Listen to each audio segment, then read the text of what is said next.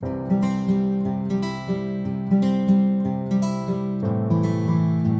guys, assalamualaikum. Perkenalkan, nama saya Vicky Nadia, semester 6, Prodi Akuntansi Universitas Nahdlatul Ulama Indonesia. Pada kesempatan kali ini, saya akan membahas mengenai mata kuliah akuntansi lanjutan pada bab 5, yaitu laba transaksi antar perusahaan. Cuma ini yang persediaannya. Nah, bukunya seperti ini guys. Di sini saya akan menjelaskan secara singkatnya saja ya. Jadi, pengaruh-pengaruh dari transaksi antar perusahaan-perusahaan yang bergabung atau transaksi antar perusahaan. Jadi yang dimaksud transaksi antar perusahaan itu misal nih kayak ada perusahaan induk. Nah, ini perusahaan anak. Jadi ini transaksi antar perusahaan induk dengan perusahaan anak, seperti itu guys. Nah, transaksi antar perusahaan ini harus dihapus dalam konsolidasi. Yang pertama yaitu eliminasi saldo-saldo akun penjualan dan pembelian. Yang kedua, eliminasi laba dan rugi dari transaksi antar perusahaan yang belum direalisasi melalui penggunaan atau melalui penjualan kepada entitas lain. Lalu eliminasi jumlah total laba antar perusahaan baik pendapatan hak minoritas. Terus yang kedua itu laporan keuangan yang menunjukkan posisi keuangan dan pendapatan dari entitas yang dikonsolidasikan seperti yang tertera apa adanya jika transaksi antar perusahaan belum pernah terjadi.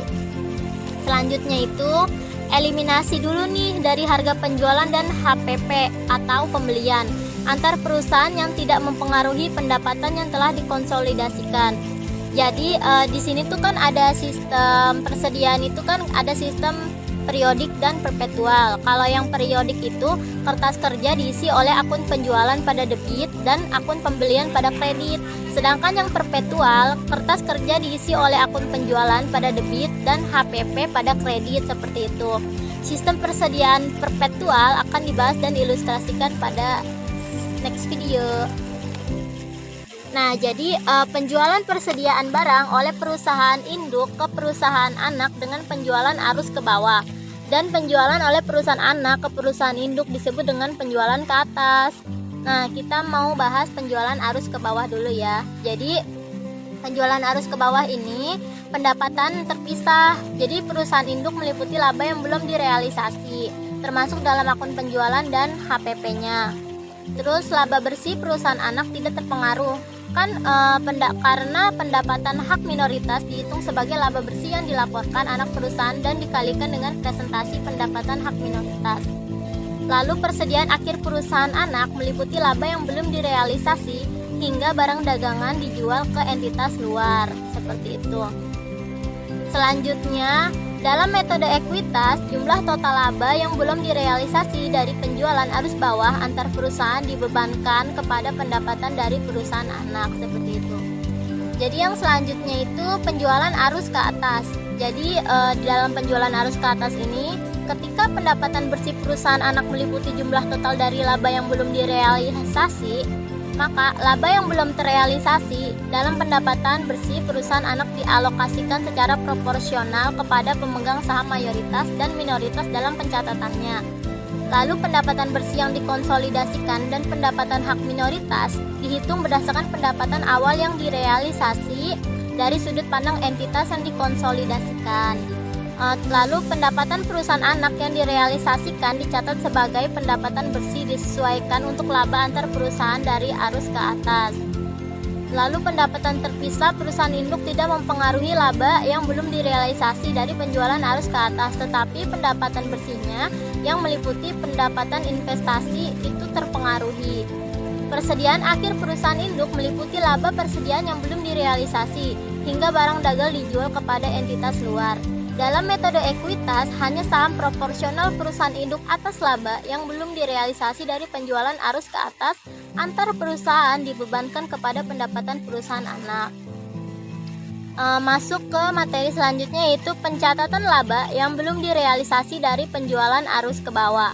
Dalam kertas kerja konsolidasi, jumlah total dari penjualan antar perusahaan dieliminasi dari penjualan dan HPP-nya. Laba belum direalisasi dibedakan seperti sampai laba tersebut direalisasi saat penjualan ke entitas luar. Misalnya kayak penangguhan telah dilengkapi di dalam kertas kerja konsolidasi. Dari sudut pandang entitas yang dikonsolidasi, laba yang belum direalisasi dalam persediaan akhir kurang menekankan pada HPP dan lebih menekankan pada pendapatan bersih yang dikonsolidasi. Seperti itu. Ketika persediaan barang dagang yang diperoleh perusahaan anak dari perusahaan induk telah terjual kepada entitas luar, maka laba antar perusahaan telah terrealisasi.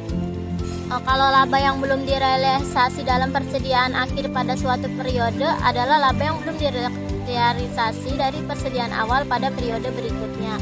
Pengaruh dari laba yang belum direalisasi ini pada persediaan awal berlawanan dengan laba yang belum direalisasi pada persediaan akhir. Seperti itu guys. Lalu akuntansi untuk laba yang belum direalisasi dari penjualan arus ke atas. Seperti pada penjualan arus ke bawah, jumlah total penjualan dikurangkan dari penjualan dan harga pokok penjualan pada kertas kerja konsolidasi. Selanjutnya penjualan antar perusahaan, kayak perusahaan anak dengan perusahaan induk, meningkatkan penjualan, harga pokok penjualan, laba bruto, dan pendapatan bersih perusahaan anak. Sisa laba yang belum direalisasi pada persediaan induk sampai barang dagangan dijual kepada entitas lainnya. Jika perusahaan anak dimiliki 100%, maka perusahaan induk menggugurkan 100% pada setiap laba yang belum direalisasi pada tahun penjualan antar perusahaan. Tapi, jika anak dimiliki sebagian, maka perusahaan induk hanya menangguhkan sebatas bagiannya saja atas laba yang belum direalisasi pada tahun penjualan antar perusahaan. Lalu, gimana nih pendapatan hak minoritas? Kalian pasti bertanya-tanya kan? Jadi, pendapatan hak minoritas itu dikurangi sebesar bagian perusahaan induk atas setiap laba perusahaan anak yang belum direalisasi. Itu tujuannya itu untuk menghitung pendapatan hak minoritas. Jadi kalau nggak gitu kan nanti kita nggak tahu pendapatan hak minoritasnya berapa, ya kan guys? Jadi laba yang belum direalisasi itu cara ngitungnya ya, laba yang belum direalisasikan dikurangkan dari laba yang dilaporkan perusahaan anak dan menghasilkan laba perusahaan anak yang sudah direalisasi yang kemudian dikalikan dengan persentase hak minoritasnya, seperti itu. Lalu selanjutnya ada laba perusahaan diakui dan direalisasi saat perusahaan barang dagang dijual ke entitas luar. Jadi ketika laba yang belum terrealisasi pada persediaan awal menjadikan HPP terlalu besar. Jadi pada kertas kerja konsolidasi, ayat jurnal kertas kerja mengurangi HPP pada harga perolehan atau kredit dan menyesuaikan akun investasi dan pendapatan hak minoritas awal untuk laba yang belum direalisasi pada persediaan awal yang sebelumnya ditangguhkan. Selanjutnya, pengaruh dari laba yang belum direalisasi pada persediaan awal perusahaan induk dan pendapatan bersih yang dikonsolidasi berkebalikan dengan pengaruh dari laba yang belum direalisasi pada persediaan akhir. Dalam metode ekuitas ini, realisasi laba antar perusahaan yang sebelumnya ditangguhkan menambahkan pendapatan investasi dan akun investasi pada perusahaan anak sesuai dengan proses proporsi kepemilikan perusahaan induk. Halo guys, yuk kita lanjut ke pembahasan soalnya. Jadi di sini aku pakai contoh soal di buku akuntansi lanjutan ya guys. Bab 5 halaman 188. Yang L54, penjualan upstream. Jadi, Freight Corporation mempunyai 80% kepemilikan dalam Sedita Corporation. Dan pada tanggal 31 Desember tahun 2006, investasi Freight dalam Sedita atas dasar ekuitas sama dengan 80% ekuitas pemegang saham Sedita. Jadi, selama tahun 2007, Sedita menjual barang dagang kepada Freight seharga $100.000 dengan laba kotor sebesar $20.000. Pada tanggal 31 Desember tahun 2007, setengah dari barang dagang ini termasuk dalam persediaan Freight. Laba terpisah Freight dan Sedita untuk tahun 2007 dibesarkan sebagai berikut. Ini soalnya. Lalu pertanyaan nomor 1 ialah laba Freight dari Sedita untuk tahun 2007 adalah. Nah, di sini kan yang ditanya labanya aja. Jadi kita langsung cari labanya aja. Nah, caranya itu laba Sedita. Jadi laba Sedita itu kan di sini 60.000 dikali 80%. Kenapa 80%? Karena kan konsolidasinya 80% sama dengan 48.000. Lalu kita cari lagi nih, laba kotornya Sedita itu kan 20.000 kan? Maka 20.000 dikali 80% dikali 50%. Loh, kok dikali 50%? Pasti pada bertanya-tanya kan kalian? Nah, karena setengah dari barang dagang ini termasuk dalam persediaannya Pride. Jadi setengahnya itu punyanya Pride, makanya kita kali 50%. Maka hasilnya 80.000. Jadi 48.000 dikurang 8.000 sama dengan 40.000. Seperti itu guys. Ya, soal L55 penjualan upstream. Parkor Corporation menjual 80% kepemilikan dalam Sally Corporation yang diperoleh beberapa tahun yang lalu. Sally secara teratur menjual barang dagang kepada perusahaan induknya seharga 125% dari harga perolehan Sally. Data tentang laba kotor Parkon dan Sally untuk tahun 2007 adalah sebagai berikut. Jadi selama tahun 2007, Parkon membeli persediaan dari Sally dengan harga transfer 400.000 US dollar. Persediaan Parkon pada tanggal 31 Desember tahun 2006 dan tahun 2007 termasuk barang yang diperoleh dari Sally masing-masing adalah 100.000 US dollar dan 125.000 US dollar.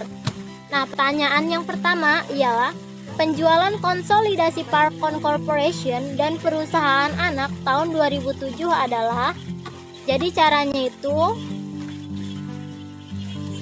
1 juta dikurang 400.000 ditambah 800.000. Maka totalnya 1.400.000 US dollar. 1.440.000 kan total keseluruhannya. Nah, sedangkan persediaan Sally-nya kan 400.000. Lalu 20.000-nya itu karena laba tahun 2006 belum terrealisasi. Jadi itu minus ya. Yang persediaan Sally 400.000 juga minus. Kenapa minus? Karena kan dia persediaan Sally. Terus habis itu 25.000. Maka totalnya ialah 1.045.000. Seperti itu guys. Sekian presentasi dari saya mengenai laba transaksi antar perusahaan persediaan. Mohon maaf jika masih terjadi banyak kesalahan. Wallahul muwaffiq ila aqwamit thoriq. Wassalamualaikum warahmatullahi wabarakatuh. Bye bye. See you.